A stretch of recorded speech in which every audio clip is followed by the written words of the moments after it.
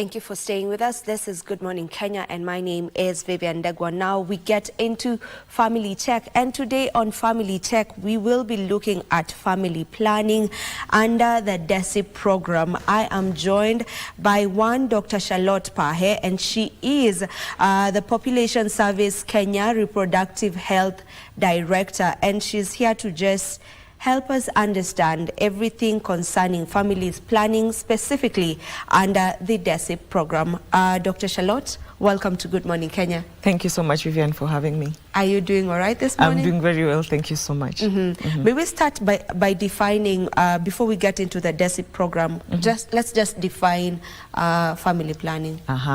Thank you. So a family planning generally would be intervention that a woman who is in a reproductive age would be utilizing to allow her space, her pregnancies, to allow her achieve her desired family size, and to allow her and her family, her partner and their children, to live within the resources that they have for the number of children that they're able to have and that they have actually planned for. Yeah. Why is it important for families to plan? To plan, okay. So generally, research actually in Africa shows that the women of reproductive age who are least educated, who are more poor, who are marginalized, tend to have more children. And already they're in circumstances where there's poverty, they're not able to provide for their basic needs for their families, they're not able to provide for education like they would for their families, and they're having actually more and more children. Not only that, as a country, as a nation, a country has to be able to provide for the number of people that it has in a manner that each of them is accessing the services that they should in the right way.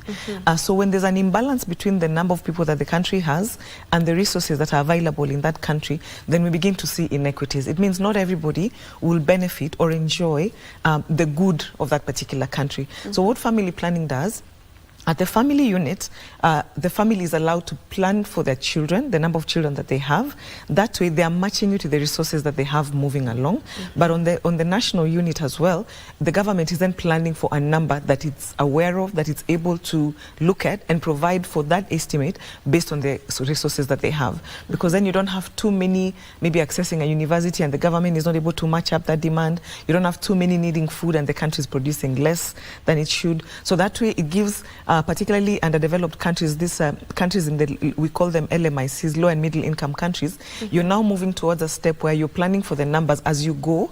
A country has visibility on the number of people that it has, and then it's investing as it should as you move along. And actually, data by the United Nations shows that for every dollar that you'll spend on family planning, you're able to save $2 to $6 that will go into something else. It'll go into education, will go into infrastructure. So in that way, development actually is available to be accessed by every individual in that country across board.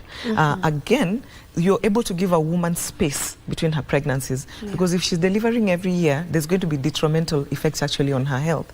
So she's going to be better in terms of being able to recover fully before she gets her next pregnancies. So women who tend to be pregnant frequently over and over tend to be the ones most affected by mortality, which is death. They're highly likely to end up dying from complications of birth.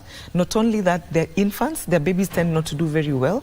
And if the children are very many and there are too many ill things happening in the background, a family is not able to provide for medication, for food, then you end up with a lot of children dying because everything started with a woman not being able to actually plan well for the number of children she's able to have, that cope with the body that she has, how is she healing after every pregnancy, and then how is she negotiating other things, her career goals in the background, because if a woman is able to also pursue her career goals, then she's also bringing in resources into her family, so the burden of providing for her family is not only falling on her partner, then they're actually able to do it together and they're walking along together. So we're looking at better outcomes for mothers, better outcomes for infants, who we call them neonates, and then better outcomes for children on an overall scale as well.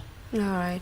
What does a DESIP program mean? What is it all about? And first of all, if you may define for us in full what DESIP stands for. So DESIP is an acronym that stands for Delivering Equitable and Sustainable Increases in Family Planning, so hence the word DESIP. The project is actually funded by the UK Aid, commonly known as FCDO, the Foreign, Commonwealth and Development Office, and it's actually the largest family planning program in the country. Yeah. So the program was actually aimed to have an overall impact of reducing maternal mortality, neonatal mortality, and child mortality as well. And the program actually initially was envisioned to happen in 19 counties, but due to funding cuts that happened amid the COVID period, then at the moment the project is actually happening in 12 counties around the country. And these are particularly counties where less than 45% of women have access to modern contraceptive methods. So generally, so far, we're in actually year 5 of the project. Year 5 comes to an end in March of 2024, but then we'll be rolling out to year 6 thereafter. And so far, we've been able to make sure that more than 300,000 women are using FP as additional users. They are not using FP before. We've been able to give couples something that's called couple years of protection, which means methods that are able to deliver for a couple 1 year of protection from conceiving, assuming that is what they've planned for. We've been able to deliver more than 2 million of them. And in that way, by making sure a woman who's not ready physiologically, body-wise, I mean mentally, if she's not having babies before she's ready, then you've actually averted a maternal death. She won't end up dying during childbirth, and so for that we've been able to deliver more than 2,000, I've been able to avert more than 2,000 maternal deaths at the moment. So we work together with the national government and the county governments in the counties where DESIP is implemented. These are the counties where less than 45% of women actually have been on a modern contraceptive method. So the 12 counties where DESIP is being implemented at the moment is simply because we have 45% of... Yes, so actually we initially started with 19 counties. The project really, one of the unique things about the DESIP project, and I love how the project was designed, is really looking for that woman who would not been able to be seen anywhere else. You know, Kenya has this it has this variability. Even if you're in Nairobi County, you could be in Nairobi County, but you're in the urban area, but you're very different from someone who's in the periphery. But not only that, across the counties, if you look at the semi-arid and arid lands, there's vast spaces between where a woman is and where she'll access family planning. Not only that, she's likely a woman who's making less than $1 a day. She's likely maybe a woman in a polygamous arrangement, maybe not very well educated. So DESIP actually was designed in such a way that it's focusing on the semi-arid and arid lands mostly, where women are marginalized, where nobody else is actually present. And then DESIP really wanted to understand how that particular context is like, and such that family planning is delivered in a manner that matches the context where the woman is. So the easier thing to do, because Kenya is making some strides in terms of achieving the family planning targets and reducing the unmet need for FP, but what the project did is looked at these counties where the unmet need for FP is still large and where the very few women are still accessing modern contraceptive rates. So that's why the rationale for the 19 counties, but amidst the funding cut, then that moved to 12 counties. So those are the target beneficiaries? Yes. Yeah. And maybe how are you ensuring that the interventions are suitable? Yeah. So what we do at entry into the different counties, the first thing we did is to walk through what the project deliverable is, talk to the counties, make sure that the county leadership understands what you're bringing them on the table. So having just given a highlight of what we're hoping to do this, then the counties, after the county entry meetings, allow us to go into co-creation sessions. Within the co-creation sessions, we meet particular focal leaders of the counties to whom we share the overall vision. The vision is maybe to reduce unmet need for FP for this county from this number to this number, and then together with the counties we design interventions that match people in that particular county. So you could find in particular counties, religious leaders are very focal in terms of being gatekeepers. So you cannot be able to implement FP in such a setup without talking to the religious leaders, understanding what the persuasions are, and then addressing and making sure that you're aligning to the beliefs and to the socio-cultural norms that are in that particular village. Sometimes you come across misconceptions and myths, but you also educate them so that as they ask you questions and you do that, you're able to understand from each other. So there's something we call SBCC, which is Social Behavior Change Communication Strategies. It is how do you communicate about family planning to this woman. It's very different with, I mean, if you're in Kilifi, for instance, from how you'll communicate to someone in Homa Bay, from how you'll communicate to someone in Marsabit. So through the entire process, we co-create and develop insights together, such that communication is actually geared toward the context of the person, and even the methods that are available are geared towards the beliefs and what you've taught the person, such that you're basically adapting to the context of where the woman actually is and who the gatekeepers and decision makers in that particular context are for her. Yeah. What are some of the misconceptions and myths around family planning that you are working on demystifying? I think one interesting one, that people think that family planning programs necessarily don't like people. We are against maybe people achieving their desired family size. We had a conference last week, and I like one of the plays that was done by the community team that we had from Likoni sub-county, and the issue was that, how am I going to demonstrate that I'm a strong man? I don't know how to say I am, yeah. How am I going to demonstrate my masculinity if I can't have the number of children that everybody thinks I should have? Sometimes there's a bit of a middle ground between what are the potential side effects, adverse events that a woman could have on a particular FP method, and some that I believe that are actually not true. So we have some things about you'll permanently become infertile if you go on FP. These particular ones may maybe reduce your urge to be intimate with your partner. So what we do we try and make sure that every woman is given the right information about each method, so that if a woman desires to use oral contraceptive pills, for instance, we prepare her. How will that look like with your cycle? What are the common adverse events that other women have experienced? What do you do? For instance, if you go on an injectable method and you start to spot, what should you do? Where should you go to? So what we do is try as much as possible to counsel women with all the information that we have. That includes what are the benefits of this FP method, but as well, what could be the potential side effect, and what should you do? What can you move to? And luckily as well, the methods that are available are both across barrier methods. We have hormonal, which some women sometimes find interact with some elements of their body, but you also have non-hormonal ones as well, so that you're able to choose from a vast array of choices, as opposed to just the one method. Are there methods that you are specifically pushing for? Not really. For us, generally, I find that it's easier when a woman is on a longer acting method, one that doesn't require you to do something every time you're being intimate with your partner, for instance. If you're having to, or some that are prone to forgetting. Personally, I have trouble with amoxil for 3 times a day for 5 days. In fact, when I have to take it, I'm thinking, okay, give me an antibiotic that I'll take once a day for 3 days. So I wouldn't be the kind of person that would take an oral contraceptive pill. I'd like the freedom of something that is free of me having to take an action every day.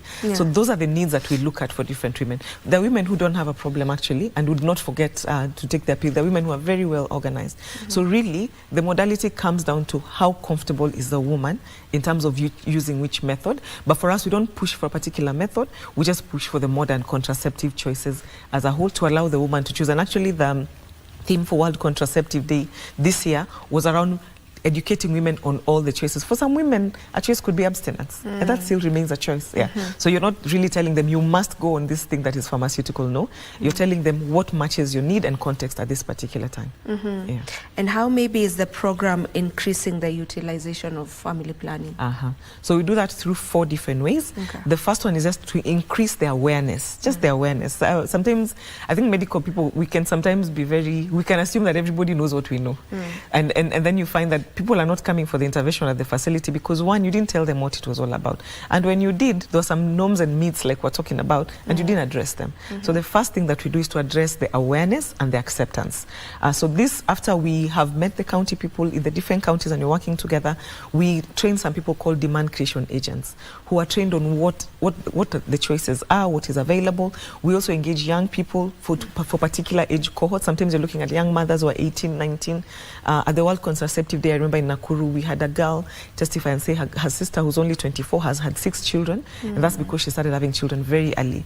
And at 24, she's potentially looking at having more in the event she doesn't plan herself. And of course, the idea is not that she doesn't have any, it is that are you able to actually provide for them, and are you able to recover fully between pregnancies? So we engage peers that match the particular context. In some contexts, we're looking at male engagement, which is a really unique aspect of the DESIP project, where we engage men as champions of FP, religious leaders as well, a unique concept of DESIP project as champions for FP, youth, and we have something called the community-based distribution, where we train a particular set of community health volunteers as experts to be able to train you on the modality of FP and as well administer some of the shorter term FP methods. So that's one of the way. The other way is to improve the family planning service delivery so that when you're at a facility, you're able to get quality services. So in that particular way, we train healthcare workers on the methods of FP that are available, ensure that they're offering service in a quality manner, but we also support the counties around commodities. Everything else could be set, the awareness could be set, acceptance is ready, the health facility has the people it needs, and the woman shows up, but then you don't have commodities. So we take counties through a training to help them forecast how much FP do I think I need next year, how much do I think I need in 2 years, and then after that I quantify, and then after that we have community commodity technical working groups where different people will show up and actually track stock, because many times a woman shows up at the facility and the FP is actually not present. So we also undertake, we make sure that counties are sitting together, the different gatekeepers actually making this decision together to make sure that the FP is actually provided.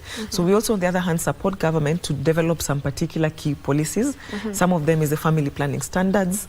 These are just, they're sort of a quality assurance standard that tells you for a facility that is offering family planning, this is the bare minimum of that facility, how it should look like, should be able to have equipment that prevents a healthcare worker, for instance, if they're going to insert a method, not to get infected from that exposure. How are you disposing the commodities afterwards? How are you storing them to make sure that they're not being exposed to too much sun or too much dust or something like that, and the woman is getting infected? So there are different policies, some of them around the social behavior change that I talked about, the communication strategy, some of them around commodity security. So we support the country and the national and the county governments to be able to develop, sometimes not on our own. We don't take credit for all of them. A lot of them we've actually done in support with other partners, just to make sure that the policy environment as well supports the family planning agenda. And then finally, beyond donor funding, because DESIP is donor funded. So what happens? You're looking at the largest FP project in the country coming to an end at one point in time. Who's going to take up what DESIP has done? So we begin to prepare the government to think about what is this sustainable method. How do you integrate what you're already doing in the county and bring in FP such that as a county you're doing this all of it together without actually needing funding from a donor, without needing external support for it? How are you mobilizing resources as a country to make sure that family planning services are being delivered? And how do you understand what it means to you? Because if you're looking at the game plan of, I don't want women to die prematurely or children to die prematurely, I don't want a cycle of poverty, because you find the women who are least educated, they are not having jobs, the ones who are poor tend to have more children, so that cycle of poverty ends up being propagated. So when a country and a county can understand that, then from that point they're now beginning to think through how do we mobilize resources. So that's what we support the counties and the government to do. Yeah, you mentioned that you engage men in this conversation, and we know that when we're talking about family planning, many a times it seems like it's a conversation for just women. So how are you engaging the men in this conversation? So in the counties that DESIP works in, we've so in discussion with the county government and the leads, we identify particular men based on that context. For some context, it could be a religious leader. It could be a man who's known as a pastor in that community, who's known as a sheikh, who's known as a Muslim leader in that community. So we engage them and take them through a training session. Generally, if you can inform someone why you want to do something, if you can sell them, if you can convince them, if you can tell them the story as to why, if you can sell the purpose as to something, then you're likely to get people who believe in your vision. And that's what we do. We tell them about their community, about the women in their community. Sometimes the women in their community are not able to make decisions as they are. You could find someone who's a key focal person in a community, and maybe their family is a bit different. He treats his wife a bit differently, but that's not the experience that he finds among other women in that community. So as you're bringing him along and engaging him, then he's able to also educate, because a lot of times people want to do well to improve the life of another, but they don't have the information. So we identify focal people. You could find a community, like for instance in the Rift Valley among the Kalenjin, you could find that a focal person in that community is a leader of a group that went through circumcision together. So you will pick your male experts and the champions based on the context of where you are. For some, it's people who went to school together. For some people, it's a boda hangout. In a particular session, there are about 15 of them who hang out under a tree, and one of them is their leader. So you move along across that cascade, looking at who is the focal person, who, if I want to reach these people, who will I have to talk to?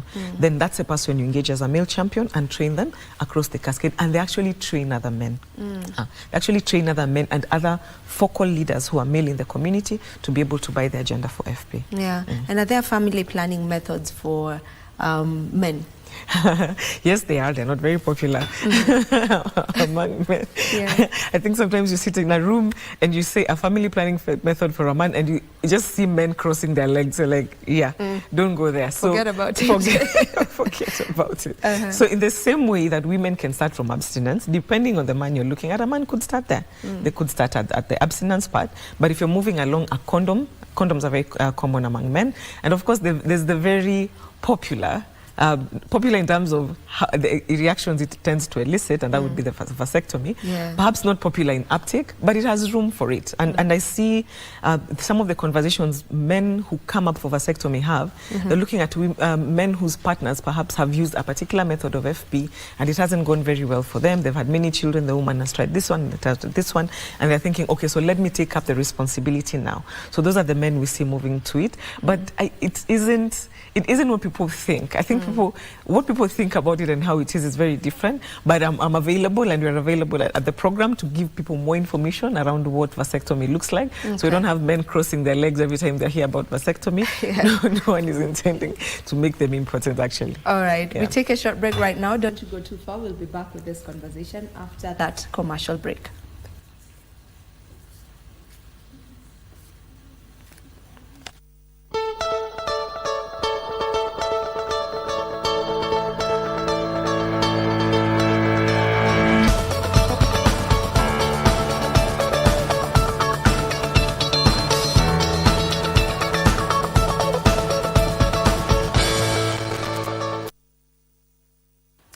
Welcome back. And just before we took that commercial break, we were talking about methods that men can use in family planning, and vasectomy was on the table. And we're just talking about how men don't really want to get into this conversation. But vasectomy is reversible. Yes, it is. You can get a vasectomy because you know you're not ready to have a kid right now. Yes. Probably you can get it reversed in the next 5 years. Absolutely, absolutely. You know? Yeah, so maybe this is a conversation that we need to put more awareness out there so that it doesn't seem like, no, I actually find it interesting it. that even as different projects and programs are doing it, and they're even offering to do it for free, there's still a feeling of, no, I don't think so. But like you're saying, yes, someone could have it and say, you know what, I'll reverse it. We see that happen a lot in the West, and not only for vasectomy, but for tubal ligation, where women would be like, let me do this, and then when I'm ready to have children, I'll go and have this reversed. I guess the fear among people is the scarring, perhaps that could happen. So generally, you'll find in a context, we would prefer, as medical professionals would find it better if someone went after they've actually achieved their desired family size. So that way we're not having to worry about what will happen, might there be scarring at the point of reversing. So we tend in our setup to go for this method when you feel you have actually achieved the number of children you would have loved to have had. I understand that the main challenge that you face in this program and just family planning in general has to be the misconceptions around it, you know, the myths around it. So if you can just take me through maybe other challenges that you're facing in this particular program. So on the, let me call it the demand side around the community, so there's the myths and the misconceptions on that side. And sometimes even if you've lifted the issues around the information and you've given the information, there's still the woman who might not be able to access the facility. So access can be an issue. How do you have a woman in a pastoralist setup, for instance, who's a bit migratory with her family, or where the sheer distance from just her home to the facility is really, really, really far. So then she has gotten the information that she needs, but she's not able to access the facility. So that can be issues on the demand side. In terms of supply side, we find that even as we train healthcare providers, there's such movement. You train someone when they're up to good capacity, they've moved to something else. So you're always finding capacity gaps. You're always having to train again. We found some of the experiences that the county hospitals have told us is that students, nursing students, clinical officers, medical students, during their training are not having quite enough time. A student maybe is exposed to the maternal and child health clinic for 2 weeks, but even in that 2 weeks, they're doing everything in there. So at most, they'll spend an afternoon or maybe a day or two at the FP clinic. That's not enough time for someone to have gained the hand-on skills that you need. So that way capacity still remains an issue. On the other side, even when the woman has arrived at the facility and should be getting the commodities, they get there and they find, no, the facility has been stocked out. This facility does not have FP commodities at all. So those continue to be some of the challenges. Data around FP commodities, because you want, as a healthcare provider is offering the service, you want them to be able to document. If they can give you an accurate documentation of the data, this is the number of women I saw, this is the methods I gave. If you're looking at replacing this, refilling, as it were, the commodities, if you have the right information, then you'll do that very well. But imagine if that is not documented well. At the county level, you're asking the national system to give you commodities for maybe 100 women, but apparently your facility offered services to 300 women, but that was not documented very well. So data gaps continue to actually be an issue. And then finally, the resources. I mean, this is donor funded. At one point, it's going to come to an end. Somebody has to take up the responsibility. And again, we're looking at, you don't want women to die too soon or children to die too soon. So really, it should be a government priority and a government investment into FP. But financing for FP continues actually to be a challenge for the project. When exactly should the conversation on family planning be introduced? You know, there was a time, there was a conversation on school children, high school goers, like they should be introduced and be spoken about, methods of family planning and so on. And this was met with so much resistance, you know, not just from every institution, I guess, you know, beginning with our religious leaders and all. So when exactly should this conversation be introduced? And is it okay to introduce it to high school goers? So the thing about Kenya, and I like to say this, is that we have these two sides. We are a country that has such high teenage pregnancy rates. Yes. Really, really high on one side. But on the other side, we are looking at what we believe to be our cultural norms. We don't really want children exposed too early to particular kind of material. And that tends to be the tension between the two. But something that I found the government to be doing, and I tend to agree with, is the comprehensive sexuality education. In this way, you're looking at age-appropriate counseling, so that at the right age, you're saying the right thing. Because we tend to believe, we believing one thing, and we are saying one thing around our norms, but practicing another. And another thing about adolescents, they're not the most empowered in terms of information. And the information that can go among high school girls from one to another is information that they probably rumored about. It's not accurate. So I think the comprehensive sexuality education for me then becomes a forum where you're giving the right information to the right person. I think from what I remember, I should be starting at around, I think between 10 and 12, but that context is broken down into something that child can understand. Yeah, because the problem is sometimes girls are getting into sex very early, but they don't even understand what it means. This girl, I remember at the World Contraceptive Day, said she didn't even know what being pregnant meant, and she was pregnant at 16. She didn't know that she was supposed to go to a facility, because now you no longer are a 16-year-old, you're now a mother. Your title completely changes. Even when she went there, she didn't know where to go. What do I do? There's something growing in my belly. So remember, the biggest thing that you're looking at for young girls is information. You want to give them the right information that matches their maturity, because if you don't give them the right information, then they're going to get it from someone. And does the person giving them information, do they have the right information? That becomes the issue again. there are other counterfeit sort of FP methods that are in the pipeline. You'd find some, I hear them being called Chinese herbs, and you're looking at one pill that is loaded with enough estrogen maybe for a month or two, and a girl is thinking, if I take that, I'm sorted. But that's not the kind of thing even the Pharmacy and Poisons Board in the country has regularized. But you see, she's looking for information behind the scenes. So I think if we can begin the conversation by bringing out the information and putting it on the table, we have to accept that as a country we're looking at girls who are a lot more exposed to sexual content a lot sooner. I mean, perhaps than I was. In this era of social media, you give a child this kind of thing. I sometimes, in fact, the other day I had my children singing a song, and for the life of me, I couldn't tell where they had it from, because I know they didn't hear it from my house. But they sang it from top to bottom. So there's somewhere they're getting information, and I'm not there. So then, would I want to hide the information, or do I want to talk to them in a manner that matches their understanding and their age, so that as we move along, then we are sorting it out?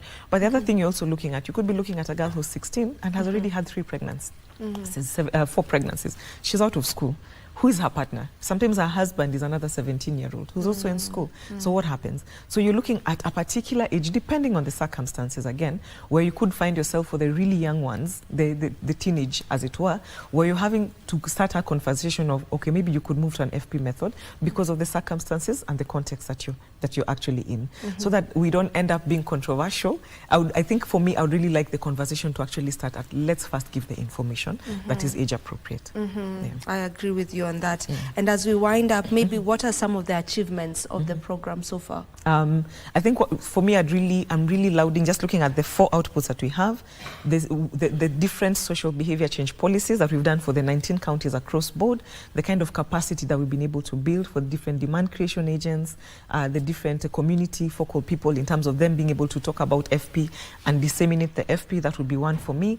Around output 2 is the capacity for the county, the trainings we've done. Some of the trainings have been online, some of them have been what we call structured mentorship, where you're showing someone this is what you do. You're moving away from a hotel as it were, and you're sort of building skills as a mentorship program on site. And then finally, we've had different classroom-based trainings for different things, the forecasting and quantification being one of them. So the capacity that the project has actually been able to do, to be able to build capacity, that is capacity that even if a healthcare worker moves from a county where there's DESIP and moves to another where there's none, you're not losing capacity. When they move there, they'll still be there. The different policies that we've been able to support remain a testament to what the project has done, and of course just spearheading and catalyzing the conversation around total market approach. But generally, when I look at the more than 300,000 additional users of FP for me, and the maternal deaths, I look at that number, more than 2,000 maternal deaths being averted. That is significant for me.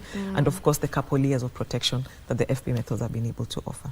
All right, I'll allow you to give us your parting shots. Thank you very much. I think for me, I just want to remind the population that family planning really is about a couple being able to achieve their desired family size. More than anything else, having a conversation around, do we have the resources that we require to raise this number of children that we have? So that could look very different for different people. So it's not so much that it is being coerced, but rather we intend that family planning is very voluntary. It is a discussion at a couple level, and they're looking at the resources that they have, and then having the family size that they desire to actually have.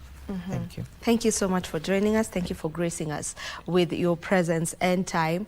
That was Dr. Charlotte Pahe, and we were talking about family planning under the DESIP program. I believe that now you have gotten to understand what the program is all about. Now, we want to thank you for tuning in to Good Morning Kenya. This is where we call it a wrap right here. And on behalf of the entire team, I want to wish you a lovely day. We'll see you tomorrow, same time and place, God willing. Goodbye.